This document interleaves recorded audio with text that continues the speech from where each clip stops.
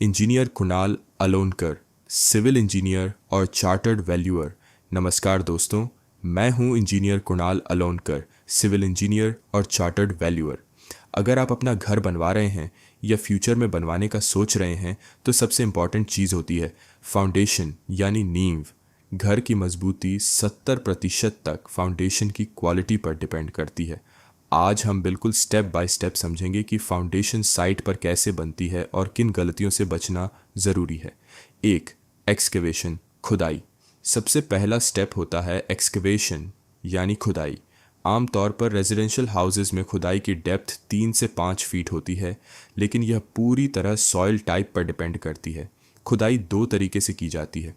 एक, JCB machine excavation. जब plot बड़ा हो या एरिया खुला हो तब जेसीबी मशीन से खुदाई की जाती है।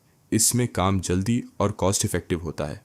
दो, मैनुअल एक्सकावेशन। जहाँ जगह कम हो, गली नैरो हो या मशीन अंदर न जा सके, वहाँ मजदूरों द्वारा बेलचा और कुदाली से खुदाई की जाती है।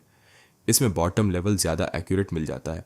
कॉलम फुटिंग के लिए इंडिविजुअल पिट्स खोदे जाते हैं और वॉल फुटिंग के लिए कंटिन्यूअस ट्रेंचेस बनाई जाती हैं।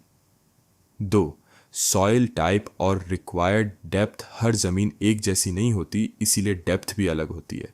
ब्लैक कॉटन सॉइल, इस मिट्टी में श्रिंकेज और स्वेलिंग ज़्यादा होती है, इसीलिए यहाँ फाउंडेशन की डेप्थ मिनिमम 5 से 6 फीट रखी जाती है। कई केसेस में अंडर रीमेड पाइल्स भी यूज़ किए जाते हैं। नॉर्मल हार्ड सॉइल, अगर सॉइल हार्ड और स्टेबल हो तो 3 से 4 feet depth generally residential construction के लिए सफिशिएंट होती है। रॉकी सॉइल, अगर नीचे रॉक स्ट्रेटा मिल जाए तो शैलो फाउंडेशन भी काफ़ी स्ट्रॉन्ग होता है। तीन, एक्सकवेशन क्वालिटी चेक्स। खुदाई के बाद 3 बहुत इंपॉर्टेंट चेक्स करना ज़रूरी है। एक, डेप्थ चेक। ड्राइंग में जो डेप्थ दी है वही मेंटेन करनी चाहिए। सभी फुटिंग्स एक ही लेवल पर होनी चाहिए।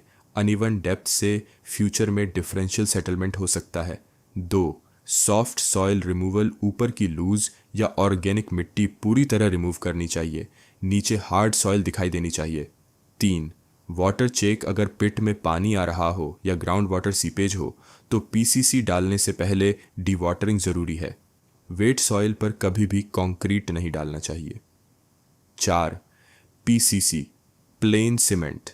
कंक्रीट एक्सकेवेशन कंप्लीट होने के बाद फुटिंग के बॉटम में पीसीसी यानी प्लेन सीमेंट कंक्रीट डाली जाती है।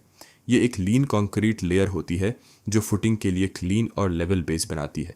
जनरली पीसीसी की थिकनेस 100 मिलीमीटर 4 इंच रखी जाती है। टिपिकल मिक्स रेशियो होता है 1:4:8। Cement, sand, 40 millimetre aggregate. PCC के मेन बेनिफिट्स तीखा फुटिंग को क्लीन सरफेस मिलती है। नितिस रिइंफोर्समेंट बार्स का सॉइल से डायरेक्ट कांटेक्ट नहीं होता। लोड डिस्ट्रीब्यूशन बेहतर होता है। पॉर करने के बाद 3 से 7 दिन क्यूरिंग करना ज़रूरी है। 5, फुटिंग रीइंफोर्समेंट। पीसीसी के बाद फुटिंग का स्टील रीइंफोर्समेंट लगाया जाता है।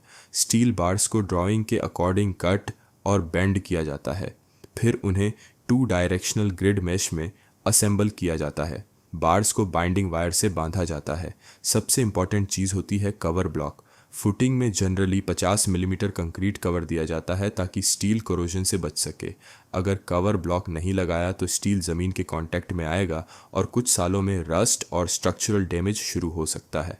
6, bar spacing, steel distance. Steel bars की स्पेसिंग स्ट्रक्चरल स्ट्रेंथ डिसाइड करती है। स्पेसिंग हमेशा centre to centre C/C measure होती है। Common spacings 100 millimetre C/C heavy load या वीक सॉइल के लिए 150 millimetre C/C। Normal residential houses के लिए सबसे common 200 millimetre C/C। Light load या स्ट्रॉन्ग सॉइल कंडीशंस में फाइनल स्पेसिंग हमेशा स्ट्रक्चरल इंजीनियर की डिज़ाइन ड्राइंग के अनुसार ही फॉलो करनी चाहिए। 7, आरसीसी फुटिंग कंक्रीट। जब रीइंफोर्समेंट रेडी हो जाता है तब फुटिंग में आरसीसी कंक्रीट पोरिंग किया जाता है। Common grades AM20, normal residential buildings AM25। Higher strength requirement concrete mixing machine या रेडी मिक्स कंक्रीट से करना बेहतर रहता है। कंक्रीट डालते समय सबसे इम्पॉर्टेंट स्टेप है वाइब्रेशन। नीडल वाइब्रेटर से कंक्रीट को प्रॉपरली कॉम्पैक्ट किया जाता है। अगर वाइब्रेशन नहीं किया तो कंक्रीट में हनीकॉमिंग और वॉइड्स आ सकते हैं। 8. क्यूरिंग कंक्रीट डालने के 24 घंटे बाद क्यूरिंग शुरू करनी चाहिए। मिनिमम 7 दिन तक क्यूरिंग ज़रूरी है, लेकिन बेस्ट रिजल्ट्स के लिए 10 से 14 दिन क्यूरिंग करना चाहिए। प्रॉपर क्यूरिंग से कंक्रीट की स्ट्रेंथ 30 से 40% तक बढ़ जाती है। फाइनल एडवाइस, घर बनाते समय सबसे ज़्यादा चीटिंग फाउंडेशन स्टेज पर होती है, क्योंकि बाद में यह हिस्सा दिखाई नहीं देता।